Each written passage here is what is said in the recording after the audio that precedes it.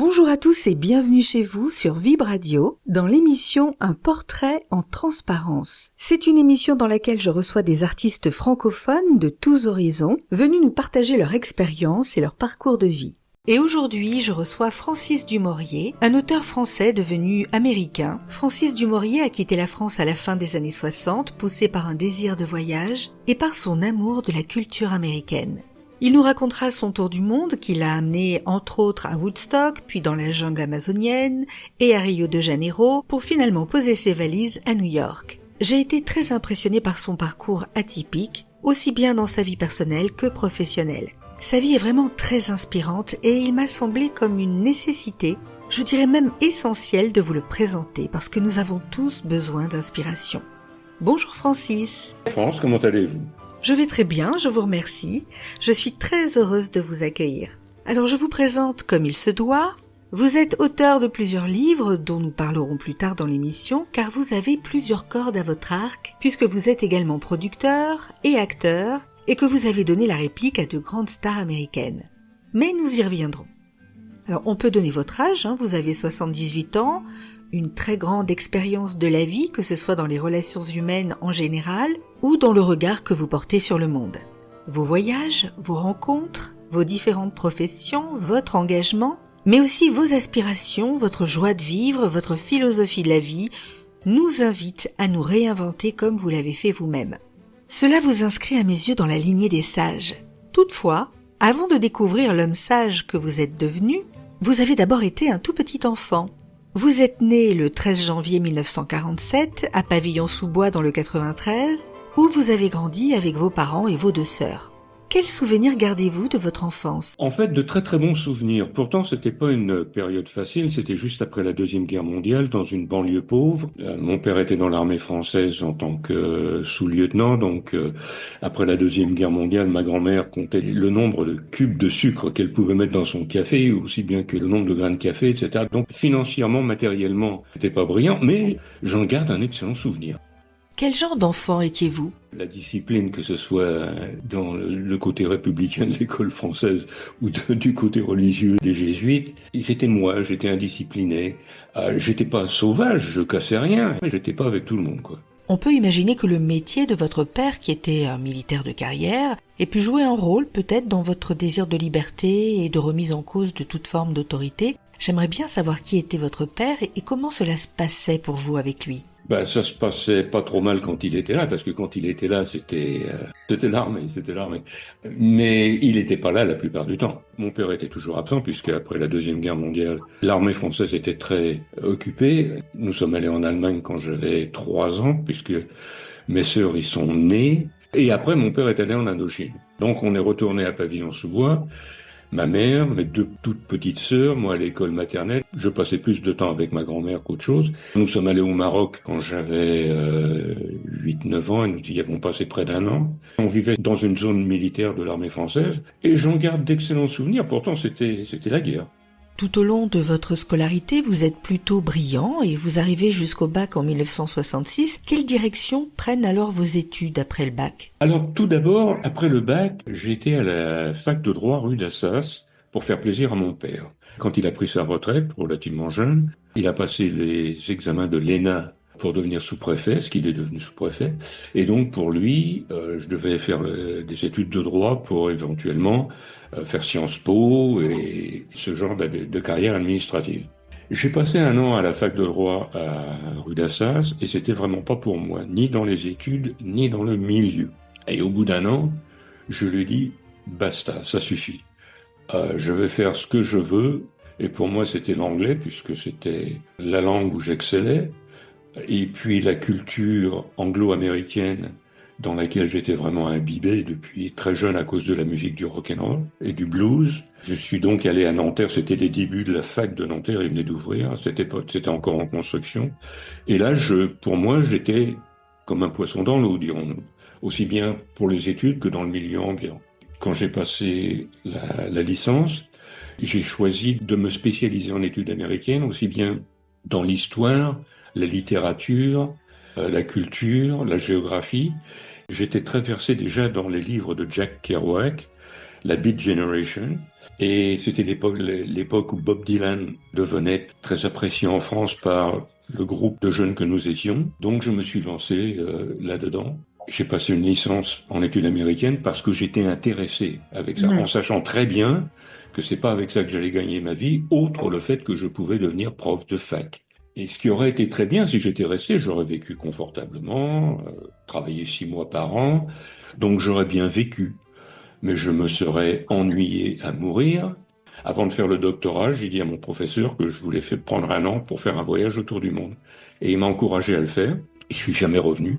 Pour expliquer rapidement qui est Jack Kerouac, il est né le 12 mars 1922 aux États-Unis et comme son nom l'indique, il est d'origine française. C'est un écrivain et poète américain, ses écrits reflètent cette volonté de se libérer des conventions sociales de son époque qu'il trouve trop étouffantes et il tente de donner un sens à son existence. Alors pour cela, il se plonge dans les drogues, dans l'alcool, dans la spiritualité et dans une frénésie de voyage. Il donne naissance au mouvement Beat. C'est un mouvement qui inspire toute une jeunesse des années 60 et d'ailleurs c'est pour cela qu'on a appelé cette génération la Beat Generation. Et lui non plus, vous ne l'avez pas choisi par hasard, son livre Sur la route est son roman le plus connu et c'est aussi une ode aux grands espaces, à la découverte de nouveaux mondes. Nul doute qu'il a nourri votre rêve de voyage et qu'il ne vous a pas laissé indifférent. C'était pas facile à lire parce que sa prose poétique, ça prend un moment avant d'abord de comprendre les mots. Il y a beaucoup de mots argot américain que je ne connaissais pas. C'est pas nécessairement facile à lire, mais une fois qu'on se plonge dedans, c'est très poétique en même temps. J'aimais beaucoup et je m'y retrouvais complètement, bien évidemment. Et en traversant les États-Unis lors d'un trajet en bus, vous avez une révélation, vous trouvez votre sujet de mémoire. Alors, pouvez-vous nous raconter comment ça s'est passé ? J'ai décidé de choisir mon sujet d'une manière assez personnelle, parce que j'étais déjà aux États-Unis, à San Francisco, et je prenais beaucoup de bus Greyhound pour voyager dans les États-Unis. Et on était en plein milieu d'un désert, quelque part dans l'Arizona, et le bus s'arrête, et je descends pour un peu me marcher, me détendre, et j'arrive devant un magasin où ils vendent des journaux, et il y avait le magazine Rolling Stone. Et sur la couverture, il y avait la photo de Jack Kerouac qui venait de mourir. J'avais son livre dans les mains que j'étais en train de lire. J'ai acheté le magazine, bien évidemment. Je suis retourné dans le bus avec le magazine et le livre. Et c'est là que je me suis dit, bah voilà, c'est sur ce livre que je vais écrire mon mémoire de maîtrise. Et donc, c'était personnel. C'est pas un prof qui m'a demandé de le faire. Ça s'est passé comme ça, dirons-nous, un signe. Vous vous rendez très vite compte que les études de droit ne sont pas faites pour vous et vous vous orientez vers une licence en études américaines, avec tout de même cette envie folle de voyager.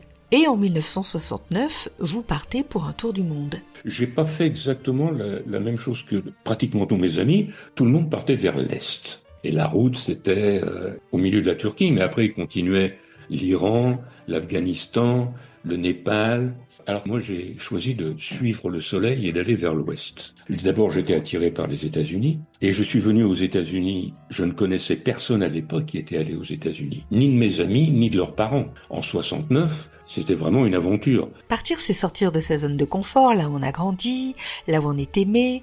Et finalement, vivre dans une ville où vous ne connaissiez personne, vous avez dû vous sentir libre d'être qui vous vouliez finalement, avec une immense disponibilité pour vous-même, non ? Absolument, vous faites ce que vous voulez, à tous les niveaux. Et cette aventure vous conduit tout droit à Woodstock en août 1969. Moi, je trouve que votre aventure, elle démarre très fort. Exactement. Le week-end où j'arrive, Woodstock. Et je me retrouve embarqué dans cette aventure de Woodstock. Et c'est pas quelque chose que j'ai cherché. Je suis arrivé, ça se passait.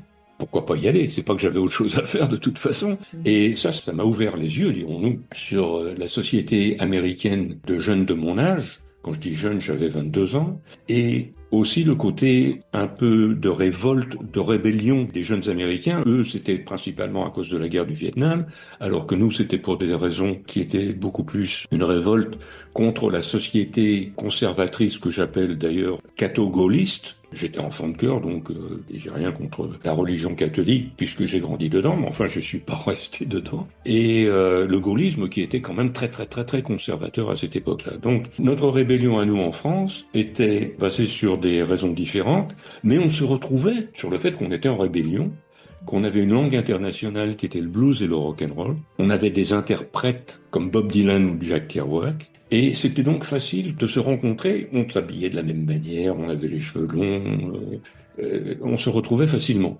Et arrivé à Woodstock, waouh!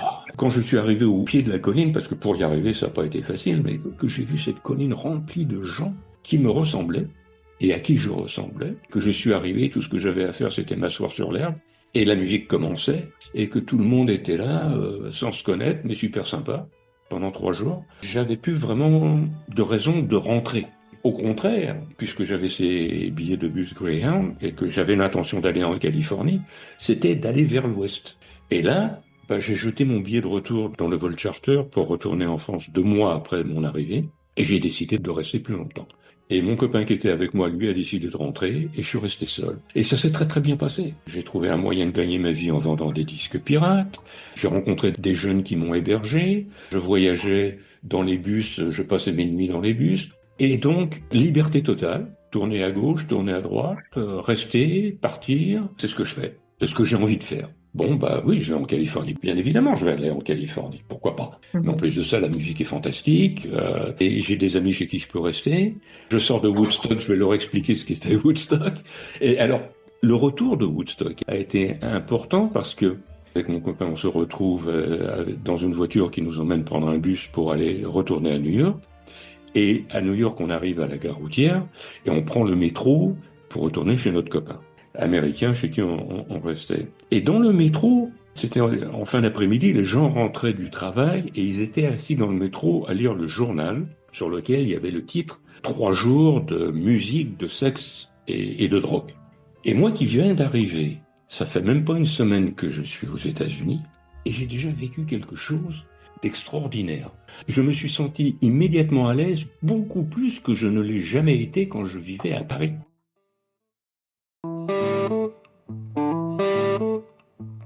Vailles à la main, Paris derrière moi, un billet sans retour vers le grand froid. Traverser l'océan, croiser les étoiles, chercher un sens dans ce monde bancal.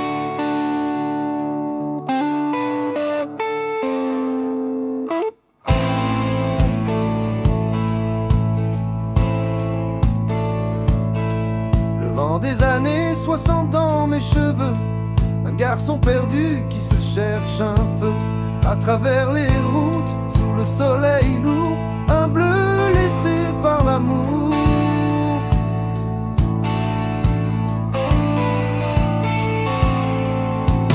Et à Woodstock, je trouve ma maison. Guitare qui hurle des tas d'émotions.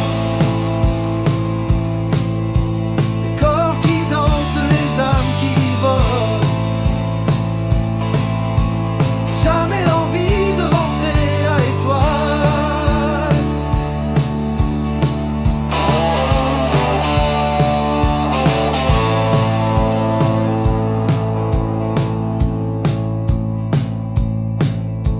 Le ciel éclate, les voix montent vives. Chaque souffle est une raison pour que je vive. Les chants me parlent, les murs se défont. Ici je reste au fond.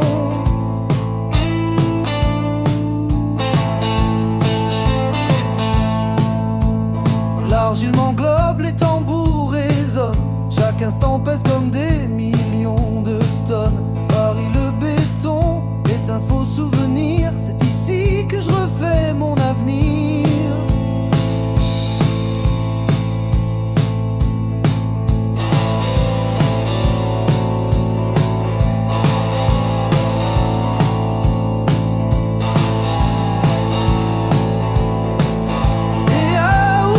Je trouve ma maison, guitare qui hurle des tas d'émotions.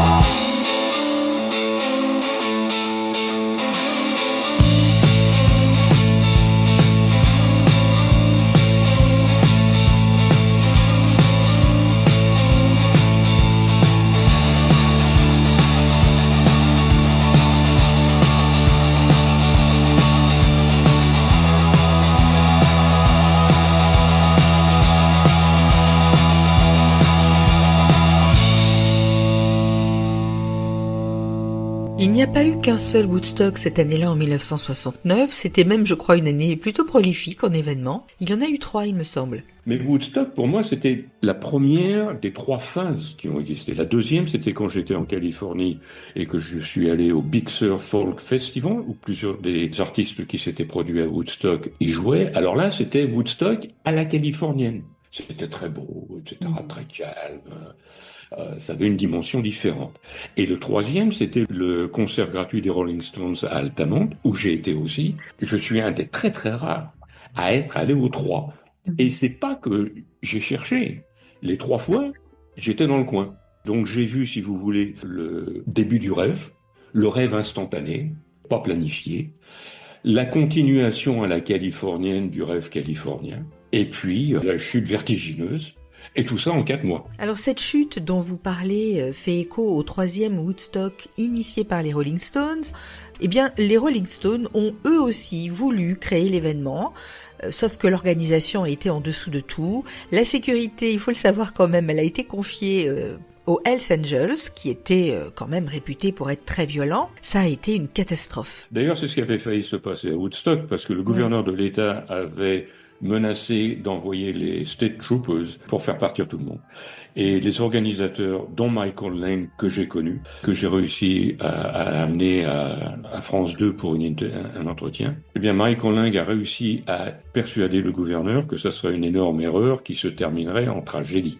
Et le gouverneur a fini par écouter, et heureusement. Heureusement, parce qu'il y avait quand même, on ne sait pas combien de gens étaient présents à un moment donné, mais on estime qu'il y avait quand même un demi-million de personnes qui y sont allées, qui y sont passées entre le premier jour et le dernier jour. Alors aujourd'hui, vous retournez régulièrement sur le site de ce concert culte, et qui est bien sûr dans toutes les mémoires, même celles des plus jeunes qui ne l'ont pas connu.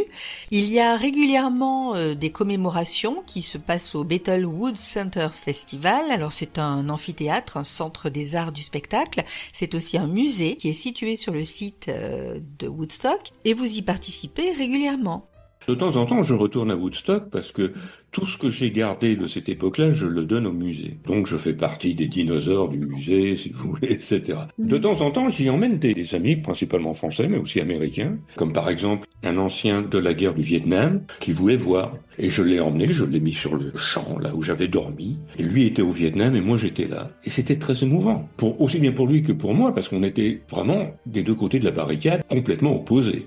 J'y retourne avec plaisir, j'y emmène les gens qui veulent bien y aller. Là, je dois y aller dans 3 semaines, emmener d'autres gens, et ça me fait toujours plaisir d'y aller, d'expliquer. Parce que si vous y allez vous-même, vous allez voir un champ vide, et puis un petit monument, et vous comprenez pas.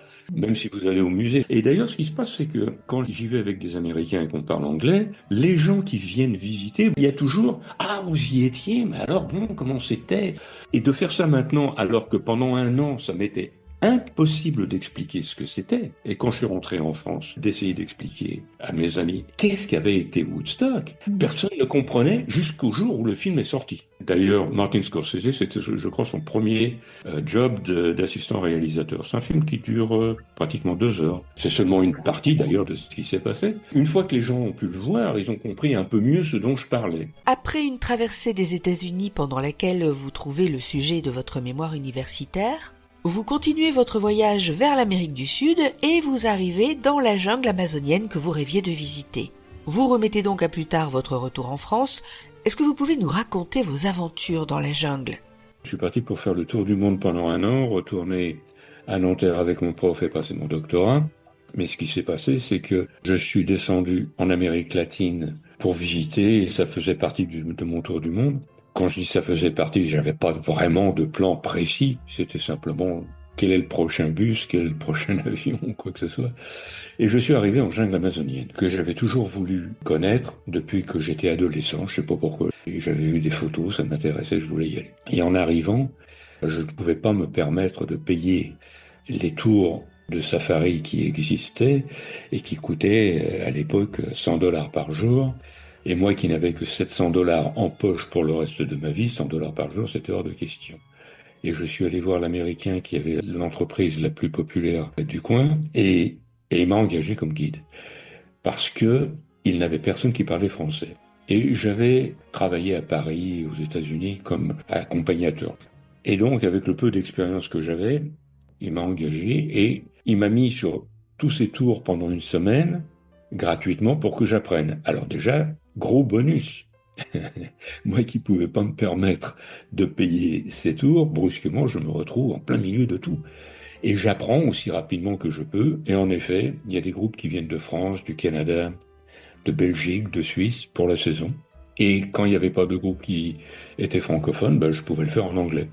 Alors je parlais pas espagnol ni portugais, mais les autres qui travaillaient avec moi baragouinaient un peu, donc on s'entendait. Et je pensais rester 2-3 mois, faire un peu d'argent et continuer à voyager. Mais je suis resté pratiquement 1 an. Ça a été ma deuxième université. Emmener des gens tous les jours chez les Indiens Yagua et Tikuna, qui sont les Indiens à côté de Laetitia, ça m'a permis d'avoir un rapport plus proche avec eux. Et ce qui fait que quand leurs femmes venaient en ville, j'étais pratiquement le seul homme avec qui elles avaient le droit de parler, parce que les hommes me connaissaient, ils avaient confiance. Et quand j'y allais, ben, des fois ils m'invitaient à des petites fêtes. Et puis une autre chose aussi, c'est que nous avions des ingénieurs français qui travaillaient pour Petrobras et qui cherchaient du pétrole dans la région brésilienne. Là où j'étais, c'était à la frontière du Brésil et du Pérou, en Colombie. Et donc, je prenais des hélicoptères et j'allais loin visiter les tribus d'Indiens. Et le fait d'être resté longtemps comme ça m'a permis de beaucoup mieux connaître et de beaucoup mieux me connaître aussi. Parce que la vie en jungle n'est pas facile pour personne et on est obligé de voir ses propres limites, aussi bien physiques que mentales. Et ça a été... regardez comment je vous en parle, c'est toujours en moi, je le dis toujours. Je suis content d'avoir fait ça et je recommanderais à tout le monde de le faire. Parce que nous sommes, nous, habitués à vivre dans notre milieu confortable, bourgeois, matérialiste, etc. Mais il y a quand même un autre côté de la planète qui vit différemment.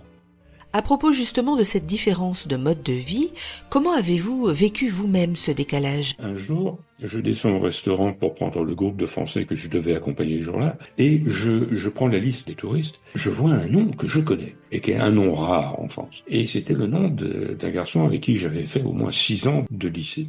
Et je regarde et je le vois. Il me regarde avec des grands yeux, il me dit « Mais qu'est-ce que tu fais ici ? Je suis ton guide. » Il me dit « C'est pas possible. » Et je lui dis, et toi? Il me dit, ben moi, j'ai échoué mon baccalauréat, je travaille dans une banque, c'est mes vacances annuelles, j'ai joint un groupe avec une agence, alors je suis ici, ensuite on va aller voir ailleurs.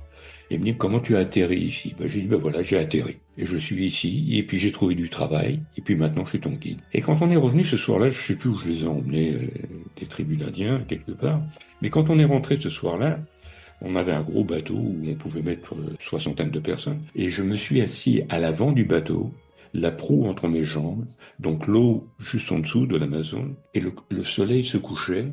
C'est absolument splendide. Et les chauves-souris sortaient pour aller chasser des insectes, les oiseaux, etc. Et je me disais, lui, il sait où il est, il sait où il va. Et moi, absolument pas. Lui, il peut se permettre des vacances. Moi, je suis en vacances. Toute ma vie, j'ai jamais eu de formation professionnelle. Où est-ce qu'on apprend à être guide en jungle amazonienne? Bon, on apprend sur place. Et tout ce que j'ai fait dans ma vie, c'est comme ça. La seule pseudo-formation professionnelle que j'aurais pu avoir, c'est à la fac pour devenir prof. Mais même là, on nous apprend pas à être prof. On nous apprend des choses, mais ensuite, prof, on se jette dans l'arène et puis on fait ce qu'on peut. Mais il n'y a pas vraiment de formation à ce sujet-là. Et tout ce que j'ai fait par la suite, je me suis réinventé à chaque fois et j'ai improvisé. C'est certainement très difficile de s'improviser autant qu'on le voudrait en Europe et peut-être encore plus en France. Quel est votre point de vue à ce sujet ? En France, la manière dont on grandit, et c'est notre éducation, on est dans une classe sociale, on est dans une boîte avec une étiquette. Et c'est comme si on n'avait même pas le droit d'en sortir. Quand on cherche à se réinventer, la famille, les amis n'aiment pas ça. Personne ne veut nous voir changer, surtout si on va réussir. Là, il y a des jalousies profondes des fossés qui se creusent. Et donc, on est dans une classe sociale. Essayer de prétendre brusquement de faire partie d'une autre classe sociale plus élevée, on devient des nouveaux riches, c'est la seule manière de le faire. Et ça, c'est très, très, très mal vu en France. C'est pas aux États-Unis que ça gêne, mais en France, c'est très mal vu. Et donc, en effet, on est programmé dans ce sens social.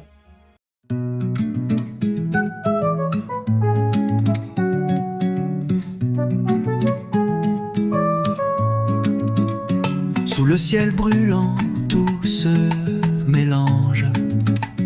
Le vent murmure, les feuilles en échange. Jaguar furtif rôde près des lianes. Ombre dansante crée des formes profanes. Amazonie, ma jungle mystique.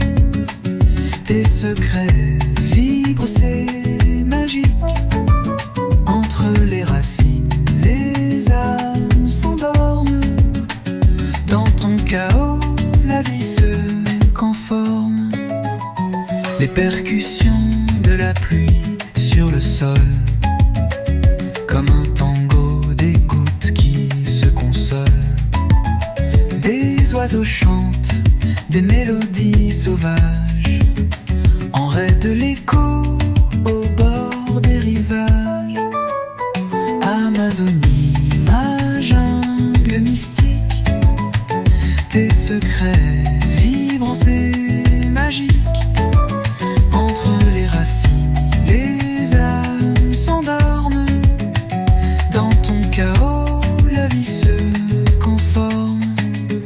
C'est une danse, un souffle ancien, un cri d'amour brûlé par l'ébène. L'homme se perd dans cet écrin, oublie son nom, revient terrien. Les étoiles s'effacent sous ton toit, lianes enchevêtrées, gardiennes des lois. Les esprits veillent au-dessus des cimes, guident les pas dans ce rêve sublime.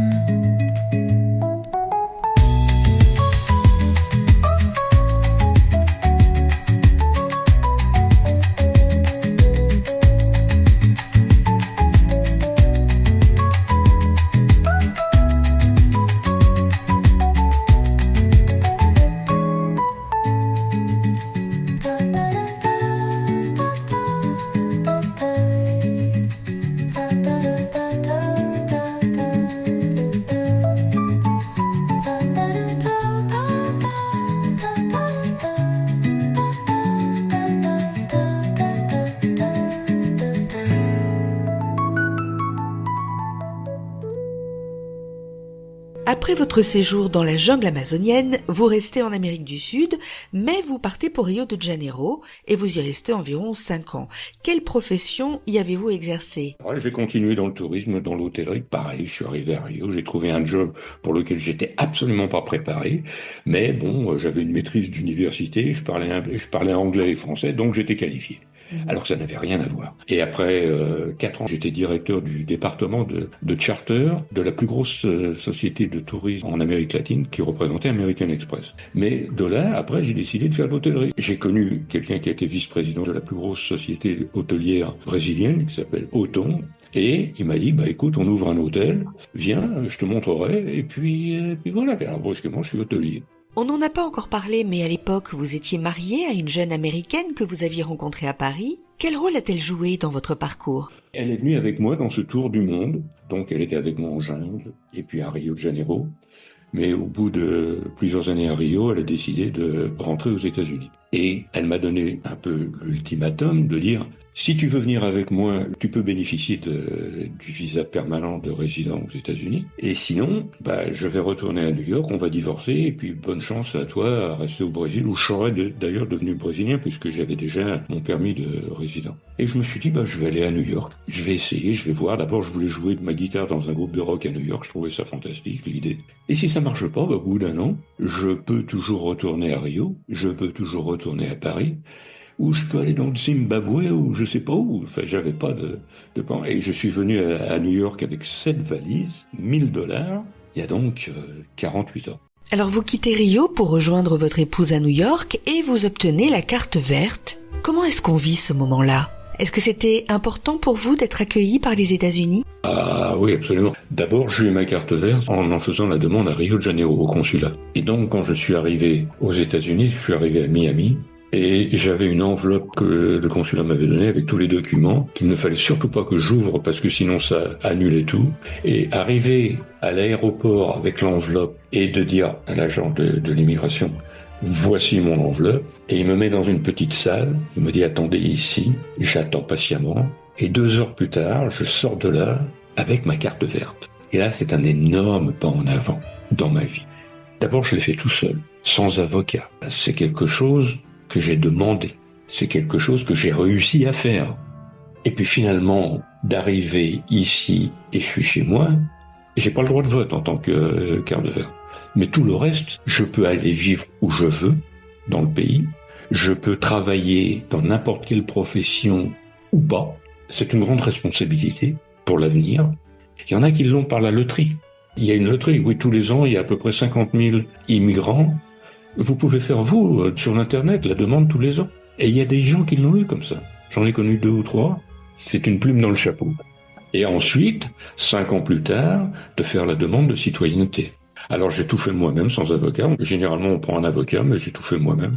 Et ça m'a pris 3 mois. Il y a une sorte de fluidité dans votre parcours, comme si, à chaque fois, vous étiez au bon endroit au bon moment, et que tout convergeait à vous exaucer, en fait. J'ai toujours pensé qu'il y avait je voudrais pas dire une aide divine, j'en sais rien de ça, mais il y avait quelque chose quelque part qui me guidait pour me mettre là où il fallait, quand il le fallait. Mais aussi ma responsabilité, il y a beaucoup de gens par exemple qui viennent ici et que je ne connais pas mais qu'on me recommande à cause de cette association française dont je suis un passé président, des touristes français qui viennent et qui me disent « Mais vous avez de la chance d'habiter à New York ». Je dis « Non, ça n'a rien à voir avec la chance. C'est pas que j'ai acheté un billet de loterie, non. J'ai voulu, j'ai fait, j'ai survécu, je suis toujours ici et personne ne m'a jamais rien donné. Ça n'a rien à voir avec la chance. Il faut le vouloir. Si vous le vouliez, vous pourriez habiter ici aussi. Il suffit de faire ce qu'il faut. Comme vous venez de nous le rappeler, vous êtes le président de l'Union française, qui est une association très ancienne aux États-Unis. Historien et archiviste au sein de cette même association, vous accompagnez les Français expatriés à New York. Est-ce que le migrant d'aujourd'hui vous ressemble ? Est-ce qu'il a les mêmes aspirations, les mêmes passions que vous aviez en arrivant vous-même ? Alors les choses ont beaucoup changé et ça je peux en parler avec une expérience non seulement vécue mais de ce que je vois. Je fais partie de l'association française la plus ancienne aux États-Unis qui a 227 ans, dont je suis un passé président et l'archiviste. Notre association, faut parler français, donc c'est principalement des Français. Bon, il y a quelques Belges ou Suisses ou autres. Les immigrants ont changé dans le sens que moi, ma génération, on partait à l'aventure. On voulait découvrir le monde. Les jeunes que je vois maintenant, enfin quand je dis jeunes, ils ont entre 30 et 45 ans, mais pour moi ils sont jeunes, c'est plus du tout ça. Pendant un moment, on a parlé de la fuite des capitaux, de la fuite des cerveaux, etc., ce qui était déjà très différent de ce que mes amis et moi on fait dans nos voyages il y a un demi-siècle. Les Français qui venaient ici il y a encore 25-30 ans, ils venaient à l'aventure, ils n'avaient pas beaucoup d'expérience professionnelle et ils finissaient dans les industries de la restauration, le vin, la nourriture, etc., puisqu'en étant français, on nous donne un crédit moral là-dessus. Alors que ceux qui viennent maintenant, ils viennent avec un but précis de travail, de monter une entreprise, avec de l'argent. C'est beaucoup plus matérialiste. Aujourd'hui, vous avez créé votre nid aux États-Unis, votre Home Sweet Home, que vous partagez avec votre seconde épouse et avec qui vous êtes en couple depuis 34 ans. Alors, quel est le secret de la longévité en amour ? Alors justement, on en parlait hier, on n'a aucune idée. Il n'y a pas de secret. Voilà le secret, c'est de pas y réfléchir peut-être. C'est ça. C'est d'improviser tous les jours. Le grand secret, c'est la patience, la tolérance. Et savoir se taire, parce que ça, c'est pas du tout ma qualité. Et c'est pas la sienne non plus. Et c'est toujours un défi permanent. Tant qu'on est intéressé à relever le défi, ça marche. Elle et moi sommes divorcés déjà. C'est notre deuxième mariage. Et les divorces sont douloureux. Ils laissent des cicatrices. D'abord, un divorce, c'est un constat d'échec. Et puis au bout de 34 ans, qu'est-ce qu'on va faire de mieux ailleurs ? Il est parti un matin clair, un billet d'espoir, un souffle d'air, la voix d'amour qui doucement l'appelle, la lumière de New York comme une aquarelle. Elle attendait dans un café, un rêve au coin des lèvres pressées. Son cœur battait comme un tambour sous les étoiles d'un autre jour. L'amour a pris les avenues, à travers les rues, les ombres nues. Un duo dans la ville qui ne dort pas, leur ballet d'amour sous les lampadaires déjà.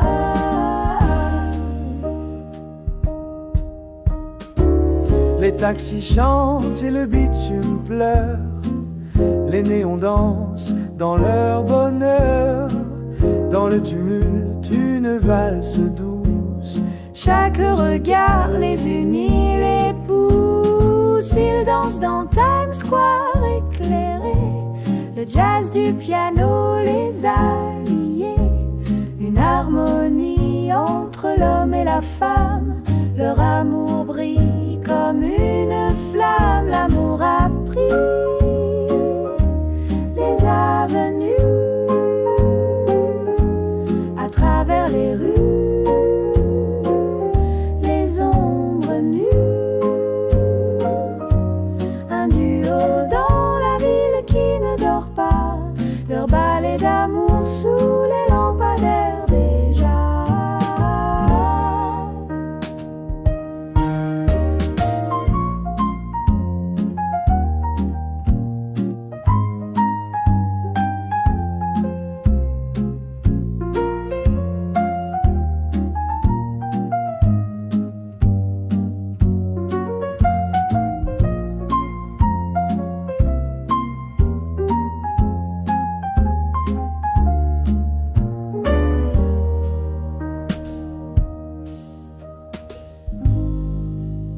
Vous êtes un aventurier, vous avez suivi toute votre vie une route non balisée. On vous retrouve guide dans la jungle amazonienne, dans l'hôtellerie à Rio de Janeiro. Et quand vous êtes arrivé à New York, eh bien vous vous êtes naturellement reconverti professionnellement dans la production de programmes télévisés. Alors en quoi consiste cette nouvelle profession et comment vous êtes-vous retrouvé dans cette aventure ? Alors, il y avait un nouveau médium, c'était la télévision par câble. Je vous parle de 1978-79. La télévision par câble était juste un câble pour amener le signal électronique chez soi, puisque on habite dans une ville où les vieux postes de télé avec les antennes, on avait une très mauvaise réception, et que le câble, brusquement, nous permettait de voir la télévision très bien. Mais pour avoir la permission de la ville de poser des câbles partout, la société qui posait les câbles devait donner 4 chaînes d'accès public, où tout citoyen pouvait demander à produire son propre programme. J'ai trouvé ça fascinant. Il y avait un cours qui était donné sur cette industrie. Je me suis retrouvé avec ça. Dans ce milieu où tout le monde est ignorant, le fait qu'on sache un petit peu, on me suis retrouvé un spécialiste. Et j'ai pu, en tant que spécialiste, emprunter de l'argent de 14 investisseurs, monter mon propre studio et produire mes propres programmes où je donnais une bande 5 jours par semaine à la société qui diffusait ça et où j'invitais des gens dans mon studio. Chaque jour était dédié à quelque chose de spécial. Un jour, c'était sur les vins, bien sûr, on est en français, alors les vins, la nourriture, mais aussi le tourisme et puis d'autres choses comme ça. Et brusquement, j'étais sur le câble 5 jours par semaine et ce qui m'a permis d'être en fait le premier producteur de télévision par câble qui avait un programme en heure de grande écoute 5 jours par semaine, à la même heure. Et le New York Times, qui eux aussi ne savaient pas à quoi servait la télévision par câble, quand ils ont commencé à vouloir explorer ça, ont contacté la société qui leur a dit « Allez voir Francis, il va tout vous expliquer ». Et c'est comme ça que je me suis retrouvé dans le New York Times d'ailleurs, ce qui était fantastique à l'époque, il y a déjà 45 ans de ça. Mais ça m'a donné une expérience aussi qui m'a permis ensuite de pouvoir produire des programmes d'information et des documentaires pour Antenne 2. Les élections présidentielles de Jimmy Carter contre Ronald Reagan, qui étaient produits par Jean-Pierre Elkabbach, qui est venu ici au bureau de New York. Et eux, ils m'ont engagé pour produire toute la partie technique. Vous avez également démarré une activité de voix off et surtout, vous avez été pendant près de 20 ans la voix française de l'ONU en action. Alors en 20 ans, vous en avez enregistré une quantité colossale. J'ai dû en enregistrer 1200, une par semaine pendant 20 ans. Les projets spéciaux, comme par exemple durant la guerre d'Irak, les Nations Unies étaient impliquées bien évidemment, donc il y avait des choses spéciales à faire, ou en fin d'année, il y a toujours le récapitulatif de l'année, donc j'ai calculé, grosso modo, ça doit faire 1200 rien que là. Plus, j'en ai fait 300 pour les pubs, les documentaires, des projets historiques, etc. Donc en voix, j'ai dû faire à peu près 1500 enregistrements. The egg, so delicate, so fragile, vulnerable to the unpredictable, hot, cold, chaud, froid, like a tortured lover. A chef must protect the egg, keep its temperature consistent, so that someday it may realize its full potential. As an omelette, the Samsung Chef Collection refrigerator with superior constant cooling. Des photos publicitaires, j'en ai fait plus de 200. Je ne suis pas quelqu'un, si vous mettez mon nom à l'affiche devant un cinéma pour dire Francis Dumouriez, personne ne va venir pour vous donner 2 € pour voir le film. Mais la quantité de ce que j'ai fait me surprend moi-même. En effet, votre parcours est incroyable et c'est loin d'être terminé, puisque parallèlement à votre métier de producteur télé, vous étiez également producteur de musique et musicien vous-même. Parce que je jouais de la musique et donc j'ai rencontré des musiciens qui, eux, avaient besoin d'un manager et d'un producteur. Alors je gagnais pas d'argent avec la musique, je gagnais très peu d'argent avec la production pour Antenne 2 puisque j'étais employé local sans aucun des bénéfices sociaux, matériels, etc. de ceux qui sont envoyés de France avec un contrat de France. Donc je survivais. Mais je faisais ce que je voulais. Et j'avais un matelas par terre dans un petit appartement, mais c'était sur Central Park. J'avais rien à manger dans mon réfrigérateur, mais j'avais des caisses de champagne que j'achetais à 77 $ la caisse d'un ami qui me vendait ses échantillons. Et donc, je vivais toujours très bien sans argent. Un pas en avant de la faillite, mais à faire ce que je voulais.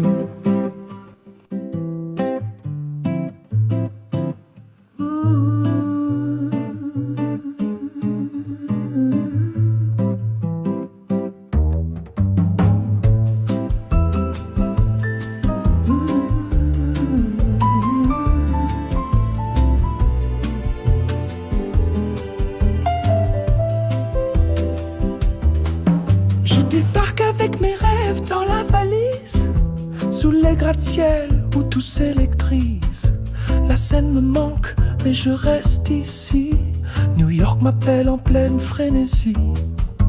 Les rues sont un puzzle de 1000 accents. Un café serré dans un chaos dansant. Le métro gronde comme un vieux refrain. Et tout semble dire tu es mien. Oh, New York, tu m'as pris le cœur. Lumière et douce torpeur. Chaque coin de rue, une nouvelle histoire. Je suis perdu, mais je veux y croire.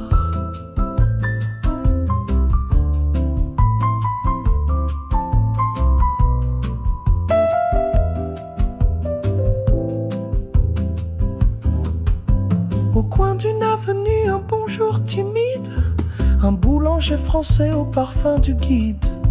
On rit du monde devant une vitrine. L'étrange devient tendre sous le néon qui brille. Parfois la pluie m'apporte des doutes, mais la ville chante et rallume ma route. Une note de jazz dans un air perdu. Je suis chez moi dans un rêve imprévu. Oh, New York, tu m'as pris le cœur. Entre lumière et douce torpeur. Chaque coin de rue, une nouvelle histoire. Je suis perdu, mais je veux y croire.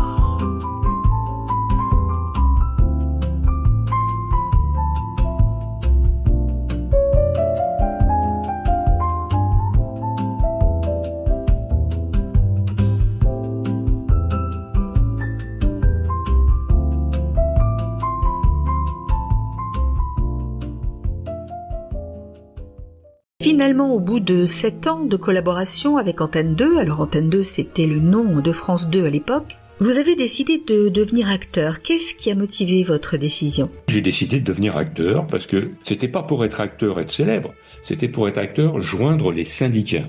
C'est une obligation professionnelle. Si on n'est pas syndiqué à New York en tant qu'acteur, on ne peut pas avoir accès aux productions qui sont syndiquées. Les grands studios, les grandes chaînes de télévision, etc., etc. New York est une ville syndiquée. Tout le monde est syndiqué. Enfin, tous les gens qui ont des professions reconnues, les hôpitaux, la police, les pompiers, les enseignants, mon concierge, on fait tous partie de syndicats. Les syndicats m'ont aussi non seulement ouvert les portes aux grands studios et aux grands acteurs, mais aussi m'ont appris à construire mon avenir pour la retraite. Parce que tant qu'on a 40 ans, on pense pas à la retraite. Mais quand on arrive à 65 ans et qu'on n'a rien, ici aux États-Unis, c'est horrible. En France, bon, il y a toujours un certain filet social de rattrapage, mais ici, quand on n'a rien et qu'on arrive à être vieux, c'est très difficile de survivre. Grâce à Dieu, j'ai mes chèques de retraite syndicale, en plus de la sécurité sociale, ce qui me permet de vivre pas un homme riche, mais pas un homme pauvre non plus, sans avoir à m'inquiéter de comment je vais payer la facture d'électricité ou d'internet. Mais comment êtes-vous entré dans ce métier? Je veux dire, par quelle porte vous êtes passé pour pouvoir devenir acteur en Amérique? Il faut trouver des agents. Ça, c'est le plus difficile, parce que c'est par les agents qu'on a accès au casting. Et les directeurs de casting ne vont pas vous voir si vous n'êtes pas envoyé par un agent. Il faut se procurer les listes de ces agents, faire ce qu'il faut pour se présenter. Il faut donc faire des photos avec un CV. Alors quand on commence un CV, c'est difficile puisqu'il n'y a rien à mettre. Et les envoyer. Et puis les rencontrer et avoir la chance, si on les choisit, de pouvoir faire du travail de figuration dans des grosses productions de films, de télévision ou de publicité. Alors on vous voit dans de grosses productions, dans des films importants, avec des acteurs de renom. Je pense notamment à Michael Douglas, à Robert De Niro, Ethan Hawke, Meryl Streep. Vous avez aussi joué dans la série Sex and the City et en Chine également, dans une série où vous incarniez un militaire, comme votre père en fait. Vous avez approché de grandes stars, comment est-ce arrivé ? Il a fallu que je sorte du non syndiqué pour devenir syndiqué. Il y a des conditions précises qu'il faut remplir avant de pouvoir joindre le syndicat. Mais le jour où j'ai eu le droit, du moins j'étais qualifié pour joindre le syndicat, le jour même, j'y suis allé, j'en ai joint 2. Mais là, on commence à gagner sa vie, à être respecté sur les plateaux et avoir accès plus proche aux grosses vedettes et à commencer à avoir des petits rôles avec des lignes à dire. Et c'est comme ça que j'ai commencé. Je suis passé du non-syndiqué à syndiqué en une période de 3 mois. Pour moi, ça a été très vite. Mais après, ça m'a pris facilement 5, 6, 7 ans avant de commencer à avoir des rôles, je pouvais dire, de 3 lignes à des acteurs connus. On vous voit aussi avec Jean Reno. Comment l'avez-vous rencontré ? Il a enregistré un livre audio qui s'appelait L'Appel Sauvage, je crois. Ça remonte à 5, 6, 7 ans. Et j'ai été engagé pour le guider dans sa lecture. Bon, c'est un grand acteur, vous allez me dire qu'il n'a pas besoin d'être guidé dans sa lecture. Mais quand on fait des narrations, des fois on dit des choses, on s'en rend pas compte. Où il y a des bruits. Où on pourrait mieux dire ça. Vous savez, quand vous lisez un livre, ça prend beaucoup d'heures. Il y a des moments où on se fatigue, etc. Et puis des fois, il y a des corrections à faire dans le texte. Je l'ai rencontré, c'est un homme fantastique, un acteur bien évidemment excellent. J'aurais beaucoup aimé travailler en tant qu'acteur avec lui, mais ça ne s'est pas fait. Ce qui ne veut pas dire que ça ne se fera jamais. Récemment, je viens de travailler avec Marc Lévy, aussi qui est un auteur français très connu, qui vient d'enregistrer en studio. Un homme charmant, d'ailleurs, j'aime beaucoup Marc Lévy. D'ailleurs, dans ce métier, vous savez, on a toujours tendance à penser que ce sont des grosses têtes. Oui, ce sont des grosses têtes quand on leur casse les pieds. Ceux qui ont la grosse tête ne durent pas très longtemps parce qu'on finit par plus vouloir travailler avec eux. Bon, ils sont très pointilleux, on peut pas arriver à ce niveau de qualité sans être pointilleux. Mais à chaque fois que je travaille avec des gens pareils, j'apprends. Et j'ai travaillé avec des grands réalisateurs en même temps. Parce que vous pensez aux acteurs, mais moi je pense plus aux réalisateurs. Par exemple, me retrouver à 6 heures du matin à un coin de rue avec Dustin Hoffman. Mais j'aurais dû payer pour être là. C'est une expérience incroyable et puis c'est surtout très enrichissant, non ? C'est un privilège. Ce ne sont pas des gens qu'on peut rencontrer facilement. Quand on travaille devant une caméra sur des plateaux pareils, il y a plein de gens. Il y a toujours une équipe, il y a des dizaines de gens sur des plateaux. On ne sait pas qui fait quoi, etc. Même dans les pubs, il y a toujours quelqu'un qui a quelque chose à dire. Et puis tous ceux qui font le travail technique aussi. Mais il y a un moment où, quand on va tourner et qu'on est sur le plateau avec les acteurs principaux, il n'y a plus personne d'autre. Tous les autres doivent partir. Maquillage, les coiffeurs. Et brusquement, vous avez cet espace qui est un espace imaginaire créé par de la lumière, et c'est à vous. Vous êtes censé interpréter un rôle pour un réalisateur, mais en même temps, vous le faites à votre manière. C'est un privilège. Vous vous retrouvez avec Meryl Streep, par exemple, à être seul avec elle dans ce petit espace, mais Il y a tous les autres gens qui sont autour à regarder, silence absolu, et d'être avec une vedette pareille, c'est un privilège. Mr. and Mrs. Rosenthal. Oh, yes, I see. You're welcome. Hey, Rosenthal. Good evening. Their table is right over there, sir. Why don't I go get the check? No, sit tight. Don't argue with me. Right back. Mr. Rosenthal had to leave on business. Certainly, we'll put it on his tab. No, I'll take the bill, but could I trouble you to use your telephone? But of course, madame.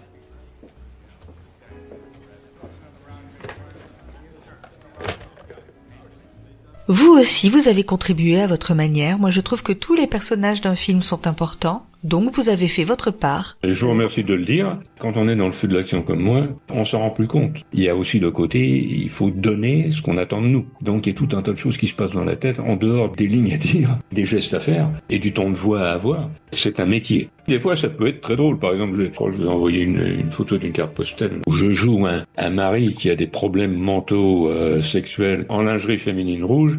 Mon épouse a trouvé ça particulièrement ridicule. Et en effet, il faut pas avoir peur d'être ridicule pour faire une chose pareille. Mais en même temps, c'était drôle à faire. Gérard Depardieu, que vous avez rencontré sur le tournage de Green Card, il a lui aussi emprunté des vêtements de femme dans le film Tenue de soirée. Mais ce n'est pas sur ce sujet qu'il vous a inspiré. Vous pouvez nous raconter comment s'est passée votre rencontre ? Le premier film à gros budget dans lequel j'ai travaillé, c'était Green Card. Et j'ai travaillé seulement une journée, j'étais un garçon dans un café. Bon. Et je me retrouve au maquillage, et à côté de moi vient Gérard Depardieu. Et lui, Gérard, c'était son premier film aux États-Unis, il était un peu curieux de qu'est-ce que c'est que d'être un acteur français en Amérique. Et une chose que j'ai appris de lui ce jour-là, il me disait, tu sais, moi, j'attendais pas que les agents m'appellent. J'attendais pas que les castings m'appellent. J'allais sur les plateaux là où je savais qu'il y avait du travail. Je regardais la liste des acteurs et j'allais voir le réalisateur. Il disait, ça, ce rôle, c'est pour moi. Et un Gérard Depardieu, à l'époque, quand il était jeune, si j'avais été réalisateur, je lui aurais donné un rôle aussi, immédiatement. Et c'est comme ça qu'il a démarré. C'est pas parce qu'il a fait la comédie française. Mais quand il m'a expliqué ça, je me suis dit, bah dans le fond, j'ai rien à craindre de personne non plus. Je suis pas baraqué comme lui, mais c'était un peu un parcours similaire dans ce sens. D'ouvrir moi-même les portes que personne d'autre ne m'aurait ouvertes. D'ailleurs, cet état d'esprit vous a permis d'apparaître sur de nombreux supports. Alors on l'a vu, la publicité, les magazines, le cinéma et même la télévision vous a sollicité puisqu'on vous a vu dans l'émission très regardée aux États-Unis, le Late Show avec David Letterman. Alors là, vous apparaissez en Frenchie, un peu râleur. C'est d'ailleurs un peu la réputation du français à l'étranger en général. Et le Frenchie, ça vous va comme un gant. All right, so he's I think it starts right now. He's coming out right here. Okay, here he comes. He's going to yell at me in French. C'est toi, David Letterman, mais tu t'es un peu vu. Yeah. Quelle tête tu as, pour qui tu te prends? Non, mais c'est complètement ridicule. On a tous ras-le-bol de tes idioties, de tes commentaires ridicules. Il est temps que tu ailles te cacher dans une cave, que tu disparaisses. Prends ta retraite, allez, disparais encore. OK, bye-bye. Qu'est-ce que c'est que ça? Do something about my jacket.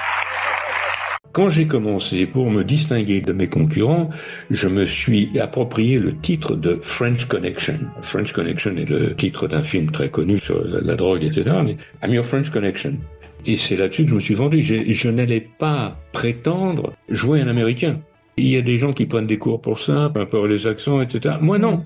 Je me suis dit, de toute façon, si c'est ce qu'ils voient en moi, autant leur vendre ça. Et donc, j'ai commencé comme ça, et je continue d'ailleurs, 35, 40 ans plus tard, à encore mettre, quand je signe mes films, I'm your French Connection. Pensez à moi d'abord. Et ça m'a beaucoup servi. Une autre chose aussi avec les acteurs, c'est que beaucoup d'acteurs ont pris des classes d'acteurs, alors que moi non. C'est encore une chose, j'ai appris sur le terrain, sur le plateau. On peut étudier la comédie française pendant 20 ans et être un acteur pathétique. Quand j'ai décidé de devenir acteur, et que j'ai dit ça à mes amis français, j'ai eu deux réactions. La première a été, pour qui tu te prends ? Surtout à 40 ans, j'ai commencé à 40 ans. Et la deuxième a été, qu'est-ce que tu as fumé aujourd'hui ? Bon, personne ne m'a pris au sérieux dans les gens que je connaissais. Et en effet, les chances de succès que j'avais étaient extrêmement limitées, sans formation et à 40 ans. Mais moi, je l'ai fait d'un point de vue d'acteur syndiqué qui allait faire tous les petits rôles dont personne d'autre ne voulait, même la figuration. Il n'y a pas de rôle qui soit trop petit pour moi. Là, je devais même faire un film pour des étudiants de NYU. J'aurais pas été payé, mais je l'aurais fait avec plaisir. À chaque fois que je fais ça, j'apprends quelque chose. Je m'améliore. Is this the best you can do with the cheese footballs, Pierre? Alec, The breeze far too soft. Alexa, order 60 wheels of Pecorino, please. Adding 60 wheels of Pecorino. There will be no soft footballs this year, not on my watch. It's a joke, right? Because of the hole deflated. Yeah, I get it. Ceux qui démarrent en tant qu'acteurs n'ont généralement aucune formation professionnelle. Et ça a été mon atout, c'est que là où j'étais pas aussi bon acteur qu'eux, j'étais meilleur businessman qu'eux, à me vendre.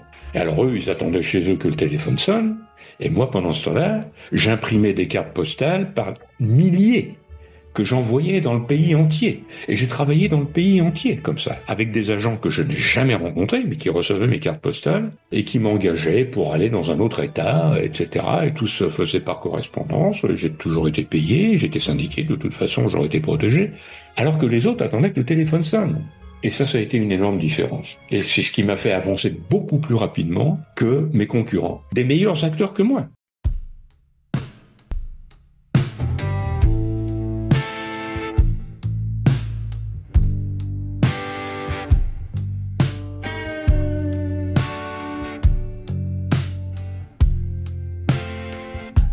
Sous les néons tout brille, tout hurle minuit. Les pavés brûlent mon pas, rapide il fuit. La ville rugit un tigre sous les étoiles. New York m'a pris mon cœur, fin de mes voiles. Amérique rêve d'or et sous la lune. Je pensais passer maintenant je suis l'une. Un parmi des millions, nourri d'ambition. La fierté monte, je deviens une nation.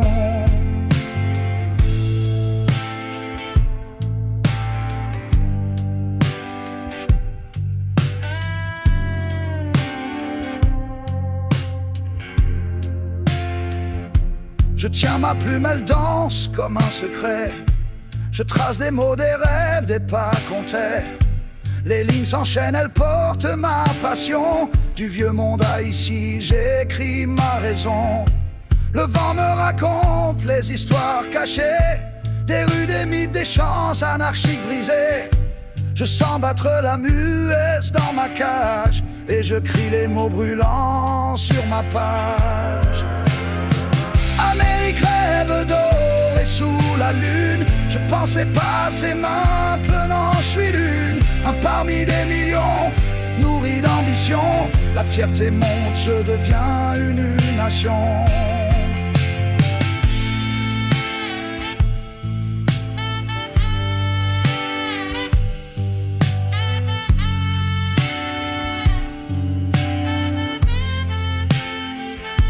Le drapeau claque au sommet des buildings hauts. Un souffle lui s'emplit de désirs nouveaux. Et la liberté chante sur ma guitare. Je vis l'Amérique, je ressens l'espoir.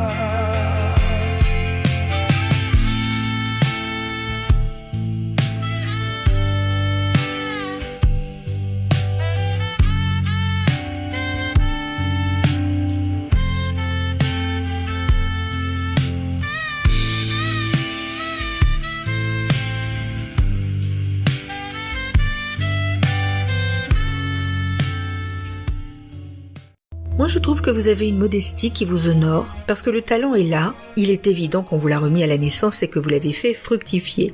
Ce cadeau, c'est votre aptitude naturelle à célébrer votre épanouissement personnel. Et vous nous l'avez démontré par votre parcours de vie atypique, un parcours qui a su faire votre joie. D'ailleurs, on décèle chez vous une curiosité à apprendre, une soif de découverte, une volonté de relever des défis et de vous confronter à tous les possibles. Il y a en vous une liberté de vue qui donne à votre parcours une intensité très inspirante, parce que vous avez une vision de la vie et une conscience aiguë de cette force de vie qui nous anime, tous, mais que vous avez su utiliser pour vivre votre rêve. Vous l'avez manifesté. Et ce talent, vous avez à cœur de le mettre à la disposition des autres. Ce qui nous amène tout naturellement à votre livre Expat New York que vous avez écrit en 2012 et que vous proposez gratuitement sur votre site. C'est un livre autobiographique qui s'adresse non seulement aux expatriés de France, mais aussi à toute personne qui s'interrogerait sur son désir de changer de vie pour aller vers d'autres terres, d'autres lieux, d'autres espaces. J'ai écrit un livre qui s'appelle Expat New York en français, que vous pouvez télécharger gratuitement sur Internet, et qui décrit mon parcours avec des photos. Il y a des dizaines de photos, etc. Des fois, on me dit, t'aurais pu donner un autre titre. Oui, mais enfin, Expat New York, c'est ce que je suis maintenant. Mais j'explique dans ce livre comment je le suis devenu. Toute mon expérience dont nous parlions avant a fini par m'amener ici, à contribuer, à m'enrichir pour peut-être mieux survivre ici, mieux comprendre comment j'allais me débrouiller ici. Et donc ça s'appelle Expat New York, ce que je suis, mais malgré tout, ça fait quand même 48 ans que je suis ici, donc c'est le plus gros de ma vie. Et tout ce qui s'est passé avant est ce qui m'a amené ici. Ça fait maintenant plus de 9500 francophones du monde entier l'ont téléchargé. 450 personnes m'ont remercié, non seulement de l'avoir écrit, mais de l'avoir mis gratuitement sur Internet, parce que si j'avais cherché à le vendre, ils l'auraient jamais acheté, bien évidemment. Mais il y en a 6 qui m'ont dit que ce livre les a aidés à changer leur vie, dont une dame qui est ici, qui est maintenant directrice d'un gros département des Nations Unies, et qui me l'a dit. Si j'avais pas lu votre livre, je n'aurais jamais trouvé le courage de le faire. Et elle voulait toujours venir à New York. Et c'est pas grâce à moi qu'elle est venue. C'est grâce à elle. Elle n'est pas la seule, en effet, à avoir trouvé l'inspiration pour partir vers de nouvelles étendues. C'était une jeune Italienne de 28 ans qui m'a dit « Je croyais être trop vieille, mais mon rêve c'est de vivre à Paris. Votre livre m'inspire et je vais le faire. » J'ai trouvé ça merveilleux, puis je me suis dit, à 28 ans, elle est trop vieille, mais mon Dieu. Ben oui. Tout est relatif. C'est relatif, j'allais vous dire. Oui, c'est très relatif. Parmi tous les Français que vous avez pu rencontrer aux États-Unis et qui sont des expatriés comme vous, y en a-t-il qui portent un regard différent que le vôtre sur cette expérience ? Il y en a certainement qui ont souhaité, au bout de, je ne sais pas, 35, 40 ans, retourner au pays et peut-être revenir en France pour s'y installer à nouveau, non ? Ça fait 54 ans maintenant, je crois, oui, 54 ans que je ne vis plus en France. Je peux vous dire que, dans l'énorme majorité des cas, l'expatriation à long terme est un échec. Si on rentre en France après 35-40 ans, ça veut dire qu'on n'est pas arrivé à accomplir ce qu'on voulait faire en vivant à l'étranger. Alors c'est pas pour critiquer ou pour blâmer, il y a peut-être des gens qui vont entendre ça, qui ont eu cette expérience et qui vont dire « Mais moi non, c'est pas un échec, je suis une réussite, etc. » Je parle de l'échec personnel, je parle pas d'un échec social.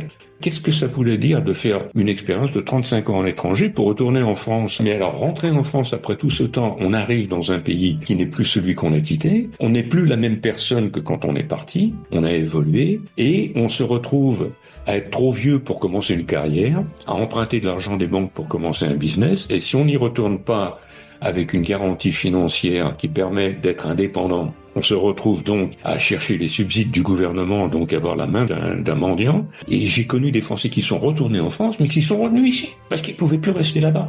Ils sont heureux ni d'un côté ni de l'autre. Mais bon, ils préfèrent être ici, où au moins on n'est pas sculpté au microscope sur tout ce qu'on fait.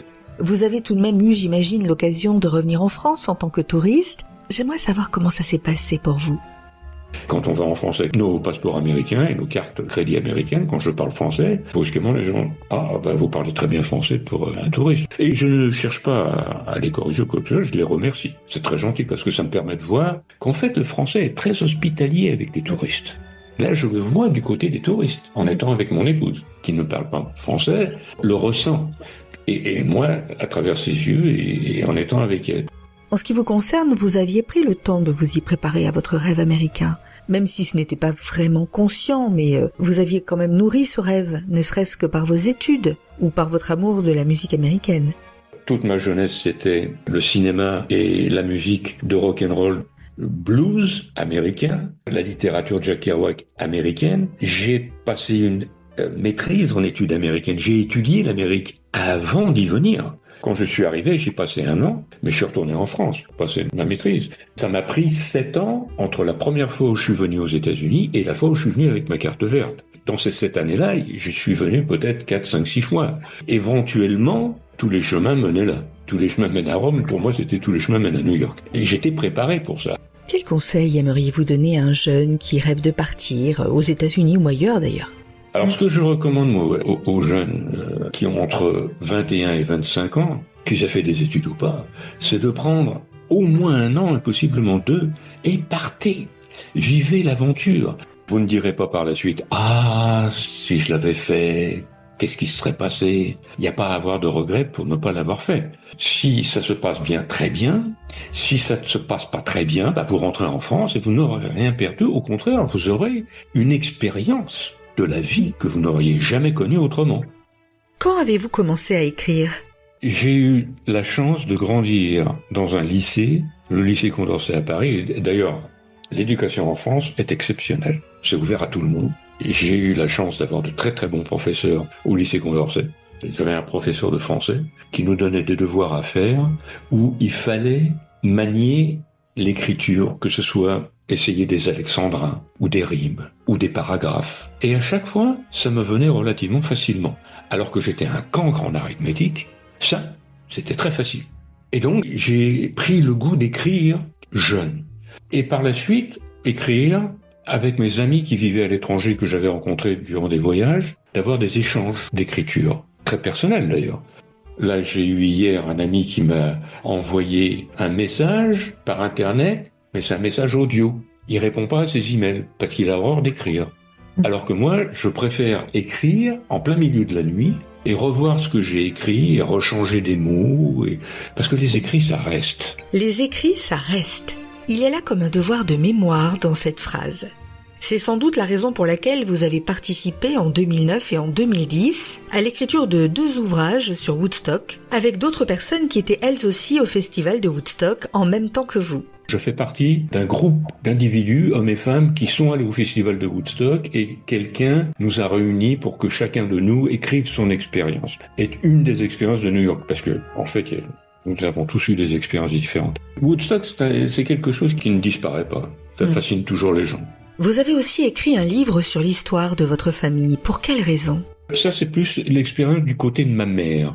La raison pour laquelle ma sœur et moi avons fait ça, c'était principalement pour ses filles, qui ne connaissaient pas, et je connaissais pas très bien non plus, le côté familial de ma mère, qui remonte aussi, ça va à Angoulême et dans le Limousin, de la famille là-bas, la campagne. Son père, à ma mère, était dans l'artillerie durant la Première Guerre mondiale à Verdun, et nous avons retrouvé des livres qu'il avait écrits, de poèmes et de dessins. Et donc, de mettre tout ça comme un livre pour la famille. Mais qui a pris autant de travail que n'importe quel autre livre. Ma mère avait tout écrit. Et avec tout ce que j'ai pu récupérer, ça a été de regrouper tout ça, de le réécrire. Pas pour l'interpréter, mais simplement pour organiser le découlement des fêtes. Ce qui m'a intéressé moi-même, parce que j'ai beaucoup appris sur le passé de ma famille du côté de ma mère. Et en même temps, dans la transmission, pour transmettre ça, vous avez également écrit 2 livres entre 2017 et 2023 sur votre ami Giorgio Gomelski, qui était entre autres l'impresario des Rolling Stones à leur début. Pourquoi avoir écrit 2 livres? C'est 2 langues différentes. Le deuxième est beaucoup plus complet que le premier. Giorgio était un ami de 35 ans ici à New York et je faisais répéter mes groupes chez lui. Nous sommes devenus des amis intimes dans les années 80, où nous étions tous les deux complètement fauchés d'ailleurs, à survivre ensemble, à vivre comme des riches mais sans argent, en prétendant être riches tant qu'on était heureux. Et quand il est décédé, il y a maintenant 9 ans, un éditeur français de la maison Camion Blanc, qui est une maison spécialisée en livres de rock'n'roll, sur des musiciens, des personnalités du rock'n'roll. Comme j'avais déjà écrit des articles pour eux, dans Jukebox Magazine, etc., un de leurs éditeurs m'a dit « Francis, pourquoi tu n'écris pas un livre sur Giorgio ?» Alors ça, je l'ai fait en français. Et il a été publié en France en français. En l'écrivant, j'ai demandé à une dizaine de gens qui ont connu Giorgio ici à New York d'écrire une page ou 2 comme témoignage en hommage à Giorgio de l'homme qu'il était. Et je l'ai traduit en français, et quand le livre est sorti en français, je leur ai envoyé une copie, et ils m'ont dit « Mais Francis, on parle pas français. On peut pas lire français, pourquoi tu le fais pas en anglais ?» Ah, alors là, j'ai dit « Ça c'est différent, écrire un livre sans avoir un éditeur, et ça va être encore l'enfer de trouver un éditeur, etc. C'est pas comme le premier où on m'a demandé de l'écrire. » Mais je me suis dit, d'un autre côté, je leur devais ça, puisqu'ils m'avaient aidé à développer ce livre en français. Alors je l'ai fait. Ça m'a pris 7 ans pour trouver un éditeur qui, en fait, m'a trouvé.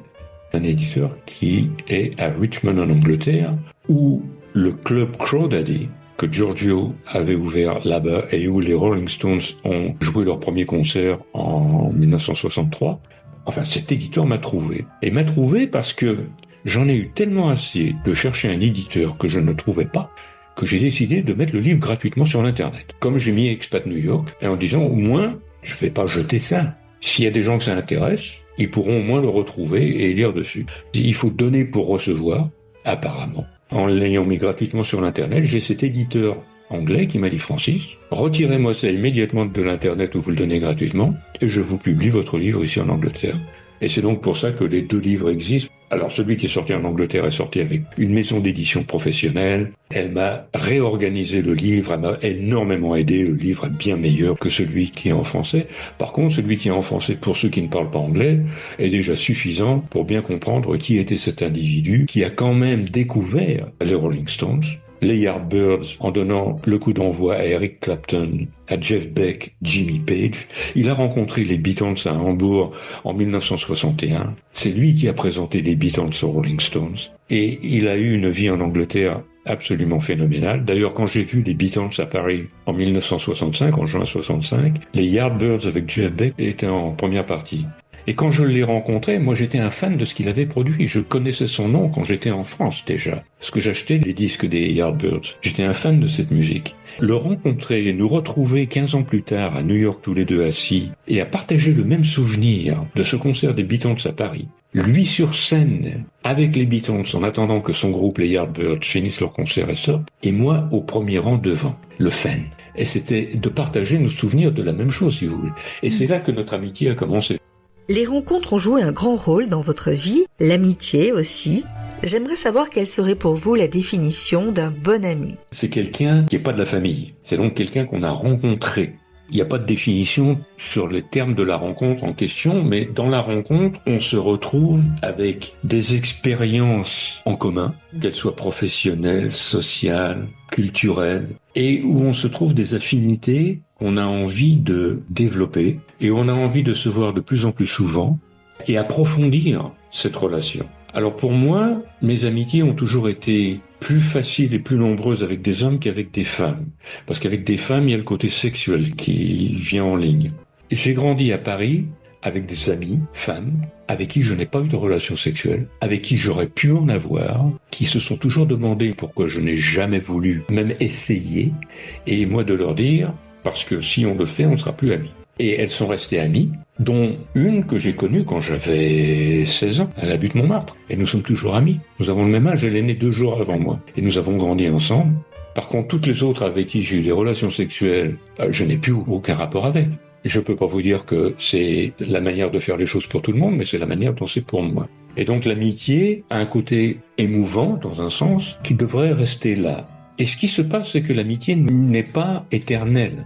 Moi, il y a des amis de longtemps avec qui je me suis fâché. Et des fois, ça prend 10 ans avant de se remettre, et des fois, plus du tout. C'est pas quelque chose qu'on doit prendre comme étant acquis. Comme le mariage, il faut travailler dessus.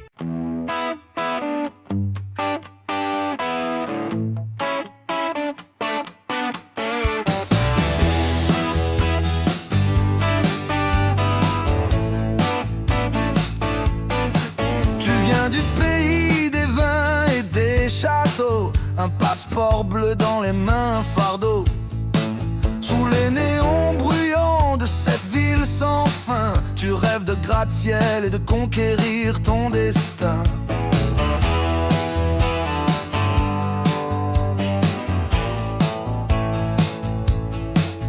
Le fromage a laissé place au hot dog. Marcher à Brooklyn devient ton monologue. Les rues pleines de bruit te murmurent des secrets. Chaque coin du béton forge ton nouveau projet. Je suis devenu New-Yorkais, je danse dans la nuit. Ce livre que j'écris, c'est ma vie qui s'enfuit.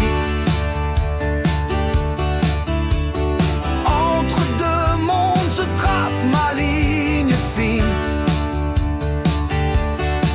De français à yankee, je trouve ma racine.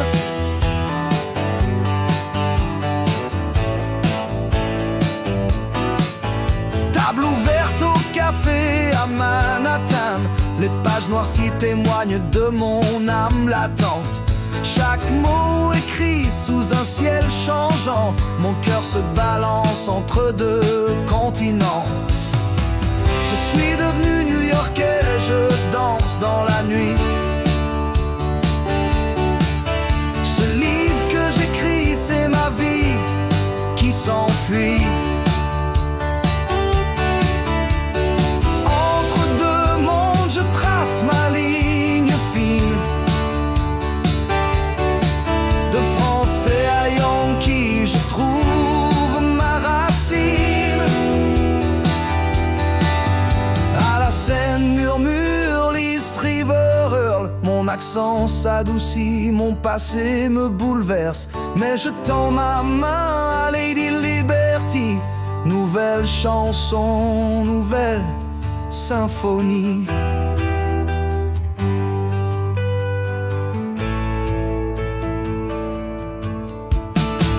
Je suis devenu New-Yorkais, je danse dans la nuit.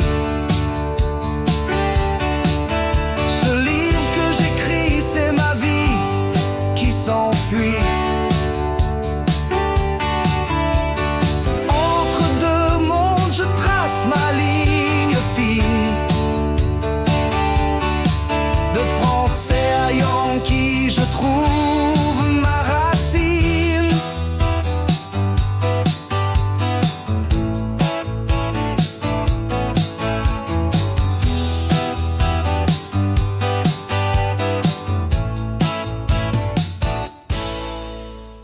Qu'avez-vous encore envie de partager aujourd'hui? La joie de vivre. Partager, c'est aussi ambigu. Un partage, c'est un aller-retour. Il y a des gens à qui j'aime bien donner, mais j'ai pas nécessairement envie de recevoir. Je vois ça dans mon travail, dans les affaires, etc. Ce sont des gens parfois charmants. C'est ma faute plus que la leur. Ou c'est un égoïsme personnel aussi. Par contre, j'aime bien donner, sans espoir de retour de quoi que ce soit. Probablement me fait le plus plaisir, c'est quand je suis arrivé à transmettre. C'est pas nécessairement donner financièrement ou... Le fait de donner, ils en font ce qu'ils veulent, qu'ils le reçoivent ou pas. Au moins, j'ai transmis. Vous savez, c'est comme planter des graines dans un désert. Peut-être qu'elles pousseront, peut-être qu'elles pousseront pas. C'était plus important de la planter que de la voir grandir, parce que l'avoir poussée, ça va peut-être prendre un siècle. Mais l'avoir plantée, d'avoir fait le geste de m'être assumé dans ce sens-là est important pour moi. Quel est votre rêve et que peut-on encore vous souhaiter? C'est de continuer de faire ce que je fais. Je suis content de faire ce que je fais. Là, en ce moment, je travaille avec un groupe de jeunes Anglais. Quand je dis jeunes, ils ont entre 20 et 24 ans, qui interprètent ma musique que j'ai écrite pour Giorgio Gomelsky. J'ai écrit 11 chansons, dont j'avais déjà la musique pour d'autres choses, mais j'ai réécrit les paroles pour en faire la vie de Giorgio en Angleterre de 1955 à 1966. Lui aussi, il est allé là-bas, il était réalisateur de cinéma. Il savait pas qu'il allait devenir producteur des plus grands musiciens au monde à l'époque. Il a appris sur le terrain.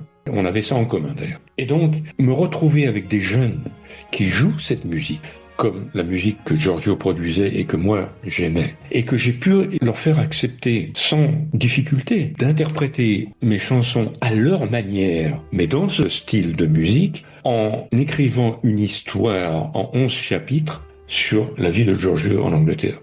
Pour moi, ça c'est absolument incroyable. Mon collaborateur le plus proche a 56 ans de moins que moi. Il a 22 ans. Ben vous savez quoi ? Ça fait 1 an et demi qu'on travaille ensemble, pratiquement tous les jours sur Internet, et j'ai passé 1 mois chez lui en juin dernier pour enregistrer les chansons ensemble. D'être complètement sur la même longueur d'onde en musique, c'est pas évident, mais on se comprend complètement, sans avoir à terminer les phrases. Il a 22 ans, j'en ai 78. Et je dois vous avouer que les gens de mon âge, principalement les hommes, m'énervent très facilement. Parce que quand on arrive à cet âge, d'abord on est isolé par la société. C'est un état de fait. Il faut y arriver pour le comprendre. Tant qu'on n'a pas cet âge, c'est difficile à comprendre. Mais c'est comme ça. Et quand on est comme ça et qu'on n'a pas pu réaliser durant sa vie active les projets qu'on avait en tête, avec le succès qu'on aimerait, c'est pas à notre âge qu'on va le faire. Et ils deviennent aigris de ne pas avoir fait ce qu'ils auraient aimé faire, de ne pas pouvoir faire maintenant ce qu'ils n'ont pas pu faire avant, d'être mis de côté par la société en général, alors que moi je continue comme si de rien n'était. Mon travail d'acteur maintenant est beaucoup plus réduit, parce qu'avec l'âge il y a beaucoup moins de travail.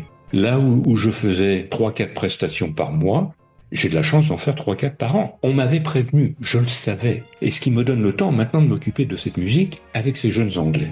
De pouvoir faire ça, c'est absolument exceptionnel. Même mon épouse me dit, mais elle se rend compte à quel point je suis différent quand je suis avec ces jeunes que quand je suis avec des hommes de mon âge.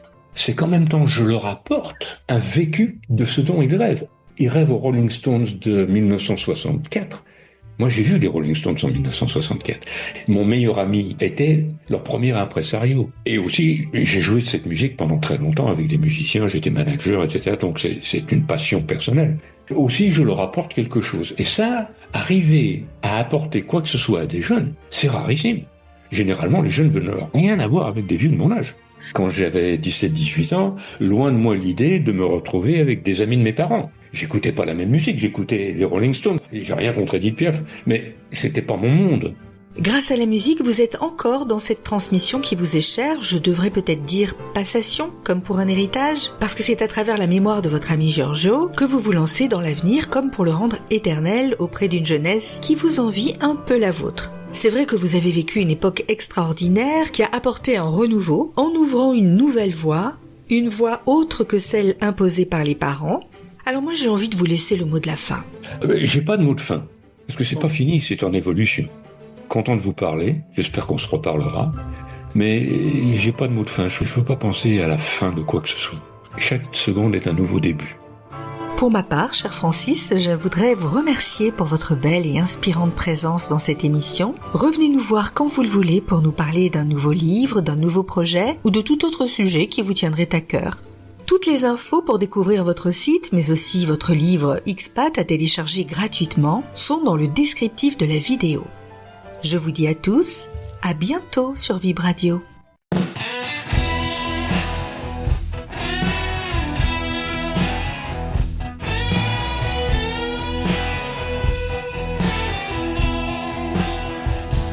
Épais brouillard sur les rues de Paris.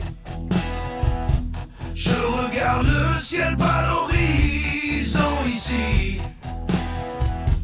Les pavés de ma tâche m'empêchent de courir. Le monde m'appelle, je veux m'enfuir. Voler plus haut que les avions. Rafale d'air dans mes poumons. Quitter la France, casser les chaînes. Libre enfin, sans goût de peine.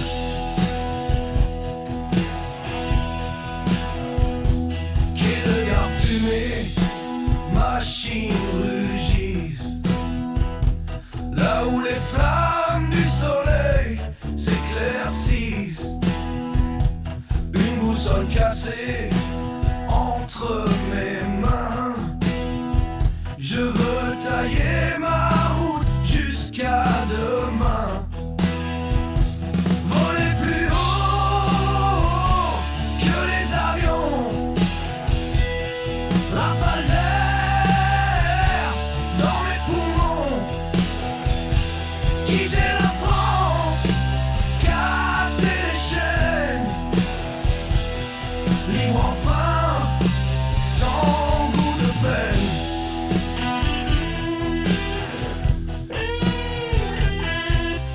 Tout semble figé, mais mon âme brûle pour m'échapper. Loin des frontières, loin des drapeaux. Je cherche un port dans un flot nouveau. Voler plus haut